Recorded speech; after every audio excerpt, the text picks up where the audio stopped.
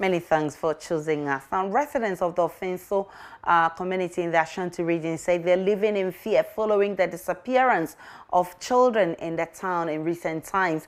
The town is gaining notoriety as an enclave of internet fraudsters, popularly known as Sakawa boys. There's already public outcry over the suspicious wealth of some youth in the town who openly display flashy cars on the streets. Residents attribute the activities of the Sakawa boys to the missing children. Fraudsters Donko has more. Residents of Offinso say this viral video showing some young men showing off in a flashy convoy of unregistered modern cars boils their blood. In the video, the occupants, described as Sakawa ritual internet fraudsters or scammers, are heard claiming one cannot be like them if they are unable to drink blood. So this is where you see in the viral video. Behind me is Antoine, and just in front of me is Domi. Where I'm standing is called Amodem. And this is where you see in the video with the young men parading the luxurious vehicles across the street right up there.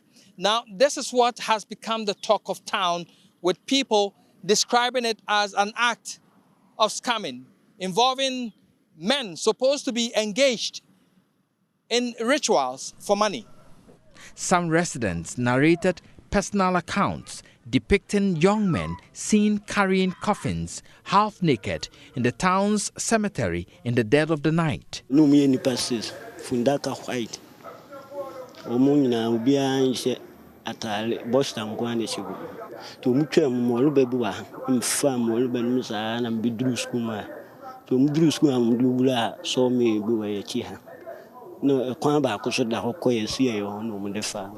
of the two children who went missing in the town in the past 6 months has been found murdered. Residents link the new craze for unexplained wealth to unexplained murders and disappearances in the town. Abema kitikiti kura ka wodemuno enye ka kitwa na Offinso jo sane manema we ne bi enkoso wonte se obi ekum obi wa ha wonte se yakwachichiri obi wa ha wonte sa asem no but enne de sa moja asem nko ha na ekoso Offinso ya kula voma ila disi ananu ya kola kotes ya abaya onya 14 years disi ben 3 days ni hu na no so ba ko ehwa 2 years boy hu betumini ndizeni omuno sika eze untimi no moja untimi ni yakine na je omude moja na ye omunya nkuma de okuremu mpanfo ko boyira iso bayira o ko report no kwa we dey coding system wa hi papa hi say Offinso ekuru bia agidin Ghana mamia nyina na adwumadie sei ekoso Offinso mamia sei emwa. Police will not immediately comment, but our sources say police patrols have been intensified. 2 meetings between Nananom, members of the Municipal Security Council, and opinion leaders have been held in the past days to find solution to the menace. Nana Yao Kobia Amenfi is senior linguist to the paramount chief of Offinso. We called all the security heads in the municipality to a meeting at the palace. We discussed this particular issue and they promised to take action. Last week, we also summoned them to the second meeting with assemblymen, the MCE, everybody. We invited all of them to a meeting of Nananom. But we are having some challenges. We have decided that we are organizing an emergency meeting on the 4th. Then for the traditional council to take final decision, because we've met the security heads, we've met the MCE, the assembly, all the assembly members, and all the security heads in the municipality. But still, no action is taken. Therefore, we want the traditional council to take a final resolution on the issue. The story of Offinso is a mixture of fear incited by unexplained wealth attained overnight by young people and the disappearance of children, especially the recent murder of a 4-year-old girl. Reporting for Joy News, Erastus Asaridonko, Offinso, Ashanti region. Joining me in the studio for a conversation on this is security analyst Adib Sani. We'll be talking more on this. Good to see you always in the studio. But first, my colleague Erastus Asaridonko, who put together the story, joins us via Zoom for more on this. Erastus Asaridonko, how are residents coping with the situation in Offinso where they describe as once peaceful? Erastus? Especially the murder of the 4-year-old girl, and then a 4-year-old boy who has gone missing for about 2 months. And it keeps residents on their toes because then they do not know what is happening. And then there's this issue of young boys, who have unexplained wealth, are driving very expensive vehicles in the town.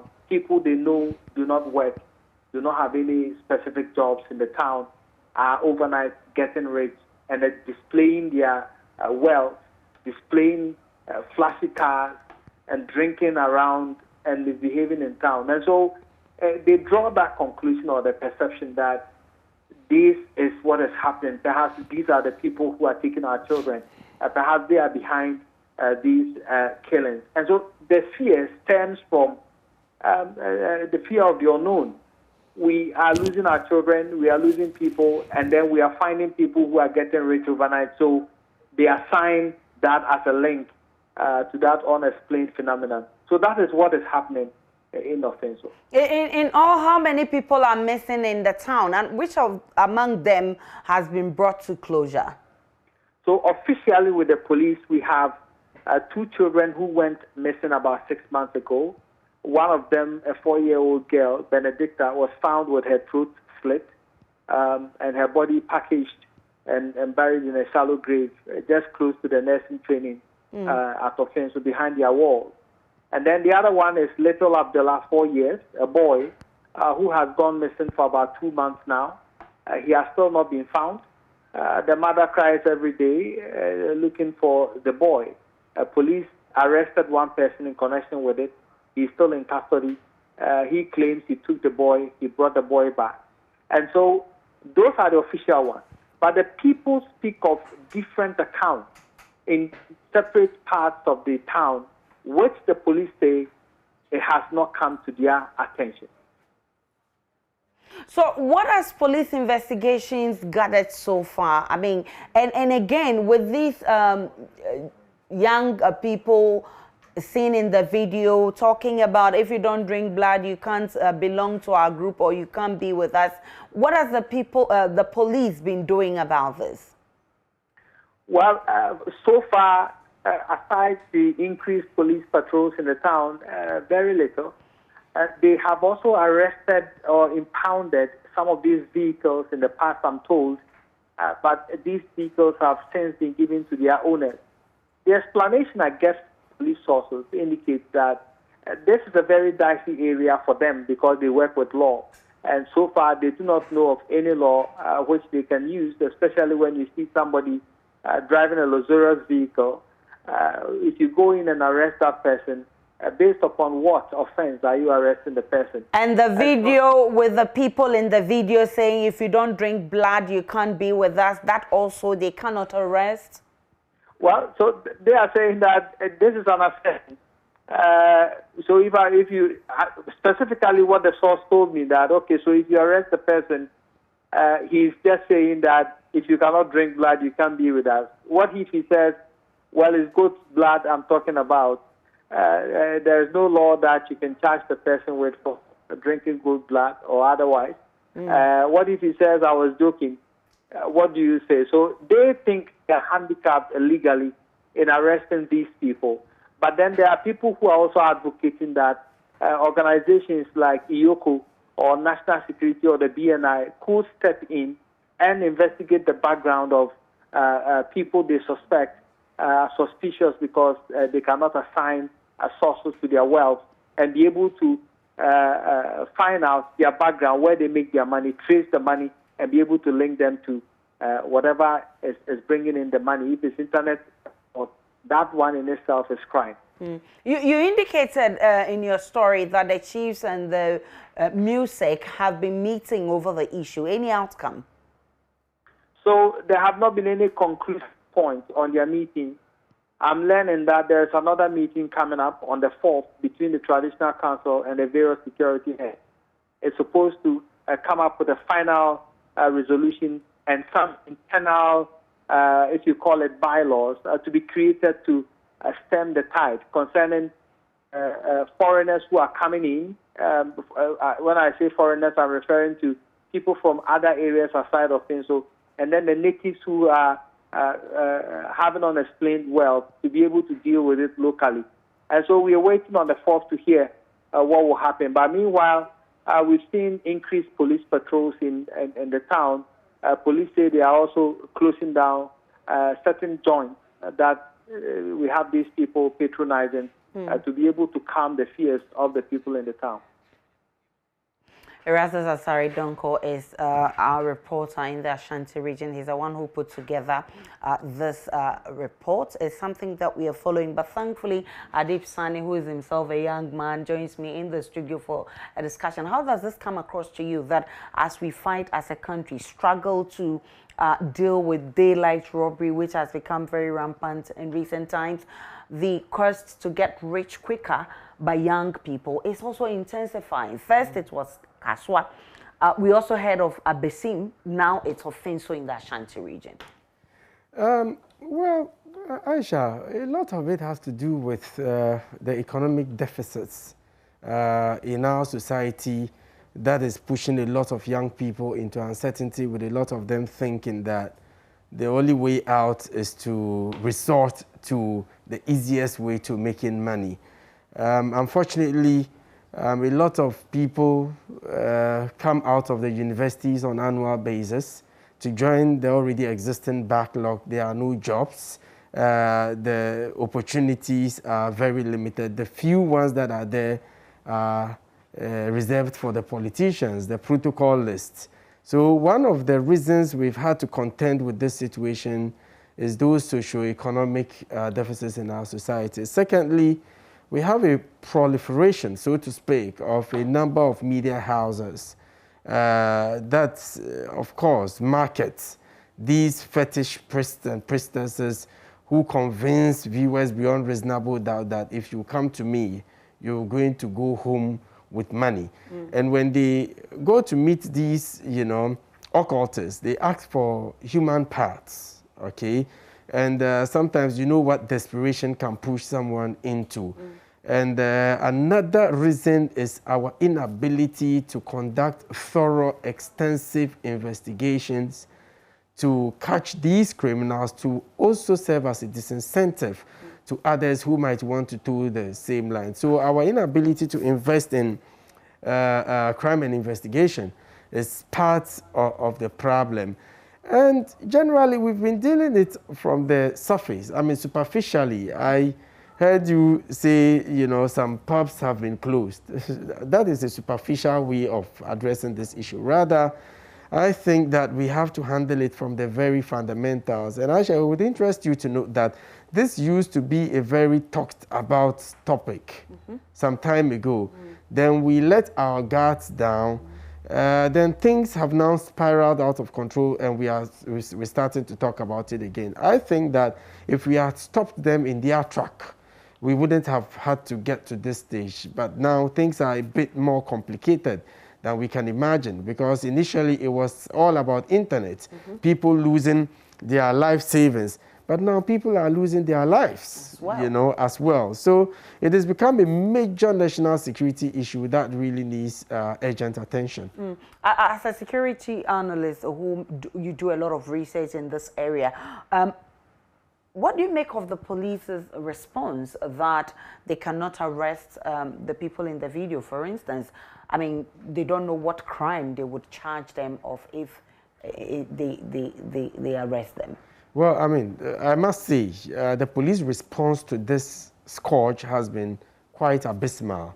And it is also irresponsible, so to speak, on the part of the police to say they didn't perpetrate any crime. Just looking at the videos alone is enough to tell. I mean, when I was looking at it, two things came to my mind. One, some of the vehicles were without number plates.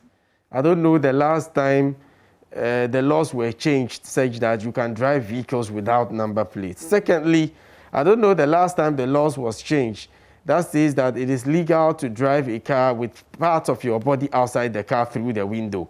I mean, obviously, they were breaking traffic regulations. But apart from that, if we invest more into intelligence, we should be able to get to the bottom of it. But, I mean, not to frighten people, but the two children who are lost, they should look further.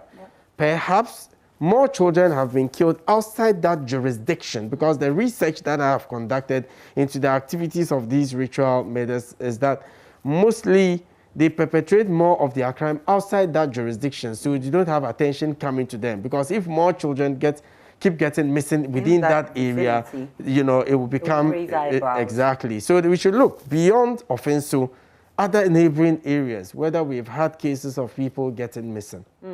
And of course, the general question then is the police doing enough to protect us as citizens? Because you started by saying that, I mean, it used to be internet fraud where they take people's money with technology. Now people are losing their lives as well.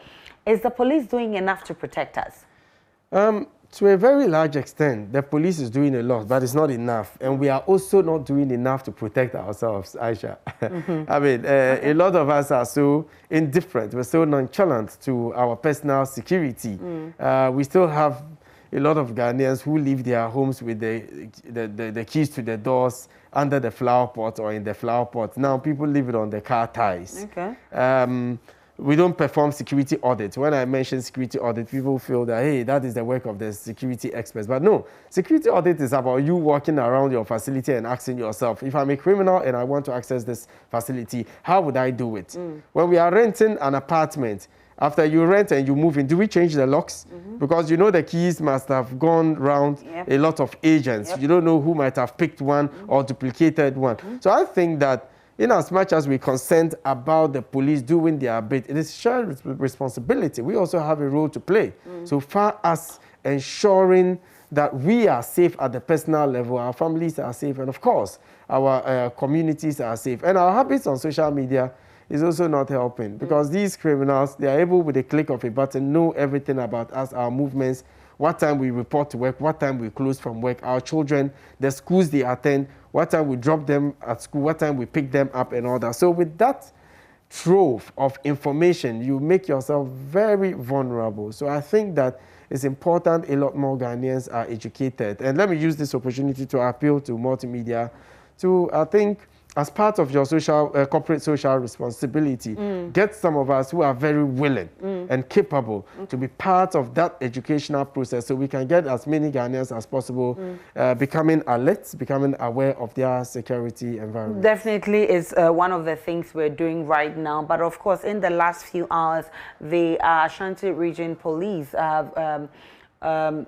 issued a statement on some arrests, and I'll read parts of that for you. The anti-robbery task force of the Ashanti Regional Police Command, in an intelligence-led operation, shot 2 suspected armed robbers who later died at the hospital. Another suspect linked to the crime, Abraham Kwesi Tete, has been arrested, whilst 4 others are being pursued. Now, the gang attempted to rob a gold dealer at Manso in the Amansia South District of the Ashanti region on September 24, 2021, which is last Friday. Members of the gang forcibly invaded the residence of the gold dealer in the hours of 9 p.m., disarmed the private security guard of his weapon, and fired shots into the residence. At this stage, a police combat team that had mounted a 24-hour surveillance on the gang returned fire to protect the innocent lives in and around the property. and members of the 4 of the suspects managed to escape, but the 2 who sustained gunshot wounds were arrested and sent to the hospital but were pronounced dead on arrival. One of the deceased robbers, known as Lukman, had been granted bail by the Donkwa Circuit Court at an earlier appearance and scheduled to reappear on October 27, 2021 for allegedly robbing passengers on the Donkwa Ayamfuri Highway. And this is it was just dropped a few hours ago. A manhunt is underway to track and arrest the 4 that escaped. We suspect that some of the gang members who escaped might have sustained gunshot wounds. We are therefore appealing to the public to volunteer information on everyone who is seen in and around Manso, Dausaso with noticeable gunshot wounds to the nearest police station. And this is signed by the Ashanti Region Police PR outfit. And the Ashanti region is gaining notoriety in crime. It's becoming rampant. We're recording a lot of criminal activities in the Ashanti. What could be accounting for this, Adib? Well, development comes with its own security issues. Unfortunately, in the development planning process, we concentrate very much on the infrastructure to the detriment of, the other implications it would have, such as many people coming from all corners of the country and converging at a central point. So the Ashanti region has become a melting pot of activities, with people from all across amazingly, the country. in Kumasi used to be highly densely populated. Now, if you look at the recent population census, it's now bringing it back to Accra being the most populous region. So, I mean, that means that a lot of the people are rather coming to Accra. So why are we recording more of the cases also in Kumasi? Well, Kumasi, let's not forget, is the second largest city in Accra, in Ghana, sorry. And it's still a central business district, for mostly persons from the northern part of the country who come over instead of coming all the way to Accra to buy, their wares and goods and take it back. So it is still busy. It's still busy area. There's still lots of money, and criminals are, of course, making sure they grab what they can. But I think that most of it also has to do with the security leadership. You remember when Kofi Ofori, Boachi was the regional command. His leadership skills was brought to bear, and it's reflected, it impacted on the crime statistics in that area. So if we are able to improve intelligence, and lately, anytime you see the police issuing a statement where some robbers were killed, it has that's what do we call it, phrase, intelligence-led. The last time it happened at Shiashi, when 2 or 3 robbers were killed after they robbed someone of some money at the airport area. And today, we are having this also. So if you are able to improve intelligence, if you are able to get the people to be part of the security management process, it improves. So Ashanti region is a number of activities, and certainly leadership is part. I'm grateful for your time. Adib Sani is a security analyst, and he's been doing a lot of work in criminal activities. Thank you so much for coming.